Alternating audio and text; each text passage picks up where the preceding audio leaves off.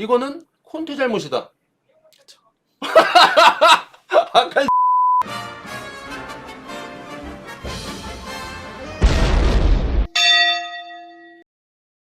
손흥민 선수가 네. 자신의 현재 폼에 대해서 네. 팬들과 팀에게 사과하는 말을 했는데요. 네. 저는 사과할 이유 없고 네. 손흥민 선수는 네. 올 시즌이 끝나기 전에 네. 분명히 부진이란 평가를 털어낼 수 있는 선수라고 저는 생각하기 때문에 네. 손흥민 선수가 네. 좀 더 힘을 내길 저는 응원하겠습니다. 현재 몸 상태는 100%는 아니라고 저는 생각해요. 100%가 아니다. 네, 자신감도 떨어져 있는 게 보이고 네. 좀 피로해 보인다는 게 눈에 보인다 해야 되나? 필요해 보인다. 아무래도 이 피지컬 전문가의 소견으로 봤었을 땐 이전에 그 월드컵에 대한 트라우마가 아직도 조금씩 남아 있는 게 아닌가라는 생각을 할 수밖에 없게 되는 것 같아요. 그쵸. 네. 득점왕 때는 뽀백에 네. 상대 오른쪽 수비와 오른쪽 센터백 사이에서 네. 케인이 내려가 주면서 네. 네. 그러면은 가운데 공간도 손흥민 선수 거고 네. 사이드에 로셀수 선수가 크게 안 올라왔을 때는 음. 사이드의 공간도 손흥민 선수 거였어요. 그랬죠. 그래서 안으로 파고들어서 네. 침투해서 득점하는 장면, 네. 사이드에서 오른쪽에서 크로스가 올라올 때 득점하는 장면들을 보시면 네. 손흥민 선수가 가운데 위치해서 득점을 하는 경우도 굉장히 많았어요. 그랬죠. 하지만 요새는 움직임이 바뀌었기 때문에 예전 같은 기량을 보여주지 못한다고 저는 생각합니다. 아무래도 지금 폭넓게 움직일 수 없는 상황이 이전과 지금 다른 그렇죠. 부분이라고 저희들이 조금 어떤 포커스를 잡을 필요가 있겠네요. 네, 저는 케인의 위치 변화가 손흥민 선수의 가장 큰 부진의 이유라고 생각을 하는데 네. 케인이 작년에 4-2-3-1 포지션을 썼을 때는 밑에 내려와서 공을 많이 받아서 위로 뿌려주는 형태의 플레이를 많이 했거든요. 맞아요. 그러다 보니까 손흥민 선수가 네. 케인이 내려간 네. 원톱 자리에도 이용할 수 있었고 네. 왼쪽 사이드 자리도 자기가 자유롭게 돌아다닐 수 있었는데 현재 3-4-3 형태에서는 페리시치가 왼쪽 윙어로 계속 올라와서 네. 왼쪽 공간을 잘 사용 못하고 손흥민 선수가 네. 그리고 해리 케인 선수가 3-4-3 포메이션을 이용하면 네. 밑으로 내려갈 이유가 없어져요. 그렇죠. 그래서 손흥민 선수가 밑으로 더 많이 내려가서 네. 포스트 플레이를 해야 되는 경우가 생기면서 네. 많은 사람들이 손흥민의 부진이다 라고 평가를 하는 것 같아요. 손흥민 선수는 상대 골문을 바라보고 있을 때 네. 굉장히 위협적인 선수란 말이에요. 네.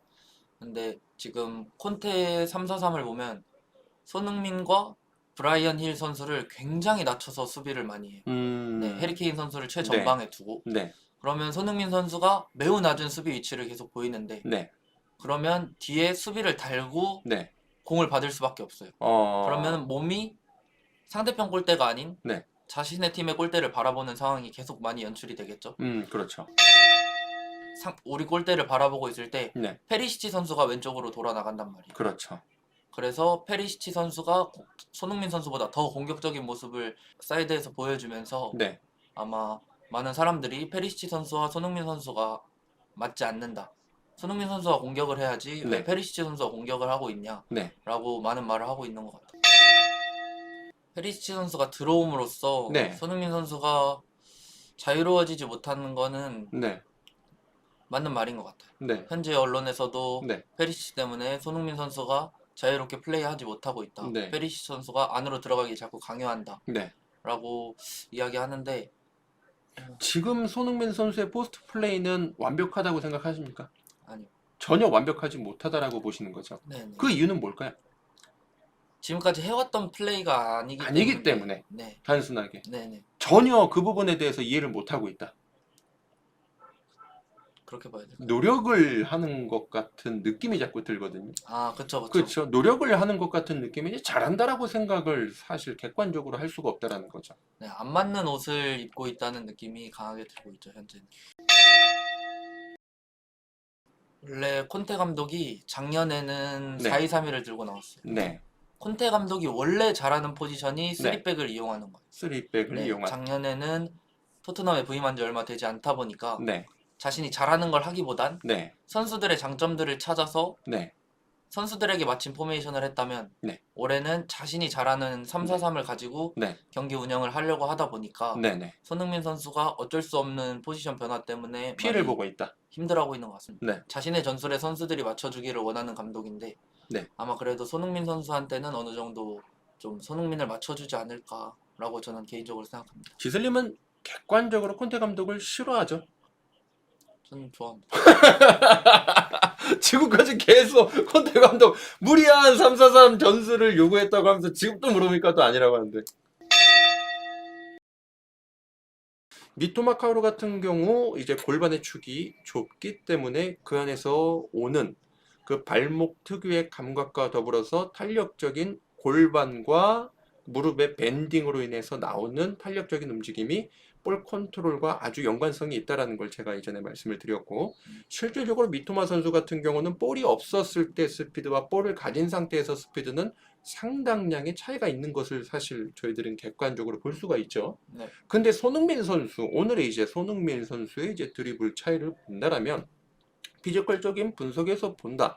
그러면 실질적으로 미토마 선수와 다르게 골반의 축은 넓을 수밖에 없습니다.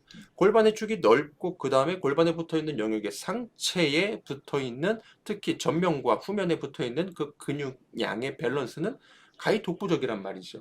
그렇기 때문에 실질적으로 우리가 뛰는 폼을 보더라도 미토마 선수는 전력 질주를 직선에서 했었을 시 상체 폼 자체가 큰 변화가 없습니다.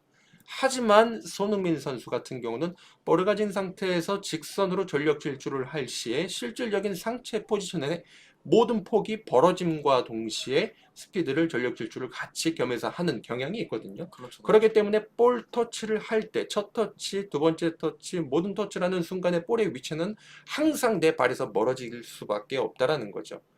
손흥민 선수 같은 경우는 그 영역에 있어서 볼을 가진 상태에서 볼을 미름과 동시에 탄력을 낼 수 있는 유리한 조건의 피지컬적 포지션을 갖고 있단 말이죠. 네.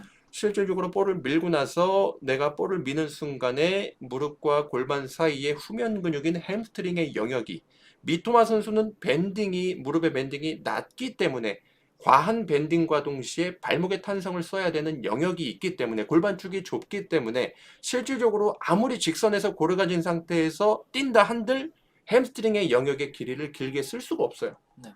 근데 손흥민 선수 같은 경우는 실질적인 모든 몸의 축에서 직선으로 햄스트링의 영역을 아주 깊게 100% 쓸 수 있는 길이의 변화를 가질 수밖에 없는 유리한 조건이란 말이죠. 아, 네. 그렇기 때문에 그 영역을 쓰는 만큼 상체에서는 다시 반동, 재반동을 줄 수 있는 타이밍을 몸에서 아주 충분히 익혀놓은 상태예요. 그렇기 때문에 그 스피드 변화가 볼을 가질 땐 손흥민이 훨씬 빠를 수밖에 없다. 그리고 볼이 없을 때도 손흥민이 월등하게 빠를 수밖에 없다라는 게 일단 제 지론입니다. 볼과 사람이 같이 동시에 뛰었을 때 뒤에 많은 영역의 공간이 남아 있었을 때 더 유리한 폼이 나올 수밖에 없다라는 거죠. 실제로 손흥민 선수가 사이드에서 위치했었을 때 전술적 변화가 과거에 있었을 때는 사이드에서 치고 뒷공간을 역습을 했을 때 더 폭넓게 많은 시야를 확보할 수 있었던 거는 누구나 아는 사실이에요. 그렇죠. 근데 사실상 포스트 플레이가 많아지면서 상체 영역이 고정되어 있는 기반 속에서 공을 내가 지키고 공을 가진 상태에서 상체를 고정한 상태에서 다시 폭넓은 시야를 확립하기는 어려울 수밖에 없다라는 거죠. 피지컬적으로 불리할 수밖에 없다라는 거예요. 네. 그게 바로 미토마 선수와 손흥민 선수의 지금 차이가 아닐까. 아, 그래서 결국엔 사이드에서 미토마 선수는 지금 보여줄 수 있는 최상의 컨디션을 보여줄 수밖에 없는 거고, 손흥민 선수는 자기가 잘 쓸 수 있는 몸의 포지션과 전술적인 변화가 전혀 맞지 않는다라는 거죠. 네, 맞습니다. 이거에 대해서 이해하십니까? 네, 이해하고 있습니다. 네, 이 부분을 저는 강조를 하고 싶은 거죠. 네. 그래서 손흥민 선수는 항상 늘상 햄스트링의 손상이 많았던 이유도 결국엔 남들보다도 많은 직선 스피드의 탄성을 쓸 수 있는 내 몸의 신체 부위 중 햄스트링의 모든 영역을 100% 이상으로 쓸 수밖에 없는 구조고, 누구보다도 더 잘 쓸 수 있는 타고난 성질이 거기 있었기 때문에 결국에는 부상 위험률도 높을 수밖에 없었다라는 거죠. 그렇죠. 이게 아무래도 지금 미토마 선수와 손흥민 선수의 드리블 차이의 중요한 관점이 되지 않을까, 저는 그렇게 판단하고 싶습니다.